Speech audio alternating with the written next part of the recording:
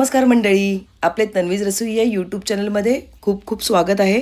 तर आज आपण सोलकढी बनवण्यासाठी जे दूध काढणार आहोत ते घरच्या घरीच काढणार आहोत आणि तसेच कमीत कमी नारळाच्या किसापासून जास्तीत जास्त दूध कसे निघणार याचे सुद्धा काही टिप्स सांगितलेले आहेत. तसेच सोलकढी बनवताना त्याला जसा पाहिजे तसा रंग येत नाही त्यासाठी सुद्धा काही खास टिप्स सांगितलेले आहेत.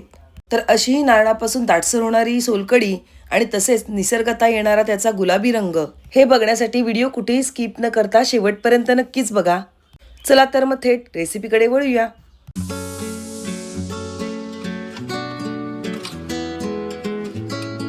तर सोलकढी बनवण्यासाठी येथे सगळ्यात पहिले आपल्याला एक संपूर्ण किसलेला नारळ, कोथिंबीर, मिरची, आलं, लसूण, जिरं आणि तसेच कोकम याची गरज लागणार आहे. तर मी सगळ्यात पहिले कोकम हे 10 मिनिटं गरम पाण्यामध्ये भिजत घातलेले. आपल्याला जो आपण खवणलेला एक नारळ आहे तो मिक्सरमध्ये घालून घ्यायचा आहे. किसलेला सर्व नारळ आपण मिक्सरमध्ये घालून घेऊया. तसेच त्यामध्ये काही साहित्य सुद्धा घालायचे आहेत. तर सगळ्यात पहिले आपण आलं घालून घेऊया. तसेच 3 ते 4 पाकळ्या लसूण घालून घेऊया. मिरची सुद्धा आपल्याला एकच घालायची आहे. मी तोडून घातलेली आहे ती एकच मिरची. तसंच 1 चमचा एवढं जिरं घातलेलं आहे आणि आपल्याला पाणी घेताना ना थोडं कोमट पाणी घ्यायचं आहे. तर मी येथे 1 कप एवढं कोमट पाणी घेतलेलं आहे. नारळामध्ये बरेचसे फॅट्स असतात आणि कोमट पाणी घातल्यामुळे त्यातील फॅट्स रिलीज व्हायला मदत होते. त्यामुळे दाटसर आणि जास्तीत जास्त प्रमाणामध्ये नारळापासून दूध निघायला मदत होते. त्यामुळे सोलकढी बनवताना शक्यतो कोमट पाणी घेतलेले अगदी उत्तम आणि योग्य आहे. तसेच पहिल्या बॅचचे जे दूध निघणार आहे ते दाटसर दूध निघणार आहे. आपलं मिक्सरमधून खोबरं फिरवून झालेलं आहे. आता एक बाउल घ्यायचं आहे, त्यावर एक गाळणी ठेवायची आहे आणि एक सुती कपडा घ्यायचा आहे आणि हा सुती कपडा त्या गाळणीवर व्यवस्थित असा ठेवून घ्यायचा आहे. आता आपण जे पहिल्या बॅचचे नारळाचे वाटण करून घेतलेले आहे ते संपूर्णपणे या सुती कपड्यावर घालून घ्यायचं आहे. तर वाटलेलं सर्व खोबरं आपण या कपड्यावर काढून घेऊया आणि काढल्यानंतर त्याला आपण आवळून धरायचं आहे आणि व्यवस्थित असं पिळून घ्यायचं आहे. त्यामुळे जास्तीत जास्त नारळाचं दूध येथे निघणार आहे.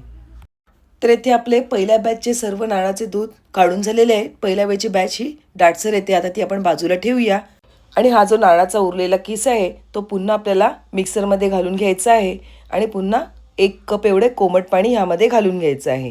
पुन्हा आपण व्यवस्थित असं मिक्सर फिरवून घेऊया. तसेच सोलकढी बनवताना आपल्याला लसूण, आलं आणि मिरची याचे कमीच प्रमाण घ्यायचे आहे, कारण आपण सोलकढी ही पोटाला थंडावा आणि तसेच चांगले डायजेशन व्हावे यासाठी घेतो, म्हणून मिरची ही एकच घ्यावी.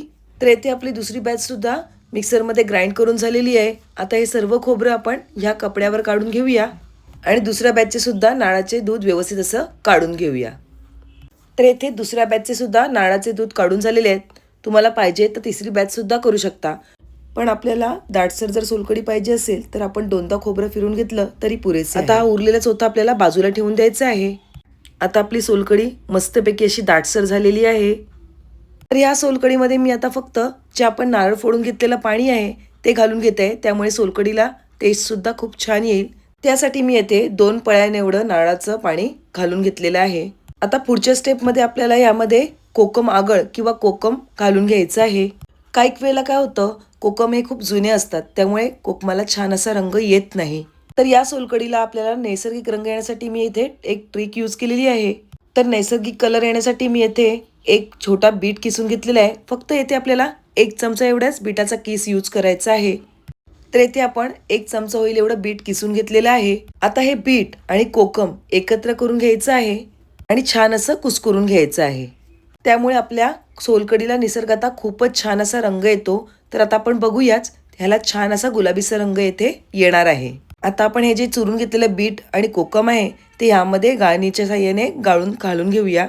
तर येथे मी मस्तपैकी सर्व बीटाचा आणि कोकमाचा रस ह्यामध्ये घालून घेतलेला आहे. आता आपण बघूया याला किती छान रंग येतोय तो. आता पळी ढवळल्यानंतर तुम्हाला दिसलंच असेल, वाव, निसर्गतः खूपच छान गुलाबीसर रंग येथे सोलकढीला आलेला आहे. आता आपण यामध्ये चवीपुरते मीठ घालून घेऊया. तसेच पाव चमचा एवढी काळी मिरी पावडर सुद्धा घालून घेऊया आणि चवीपुरती थोडीशी साखर घालून घेऊया. तसेच बारीक चिरलेली कोथिंबीर सुद्धा घालून घेतलेली आहे. तर येथे आपली मस्तपैकी दाटसर तसेच निसर्गतः गुलाबीसर रंग आलेली सोलकढी तयार झालेली आहे. आता आपण आपली डिश मस्तपैकी सर्व करून घेऊया. तर तुम्हाला माझी आजची ही रेसिपी कशी वाटली नक्कीच कमेंटद्वारे कळवा. तसेच रेसिपी आवडली असेल तर पटकन एक लाईक करा आणि आपल्या या चॅनलला म्हणजेच तन्वीज रसोई या यूट्यूब चॅनलला लाईक, शेअर आणि सबस्क्राईब करायला अजिबात विसरू नका. पुन्हा एक नवीन रेसिपी घेऊन येऊया. तोपर्यंत बाय बाय. थँक्यू.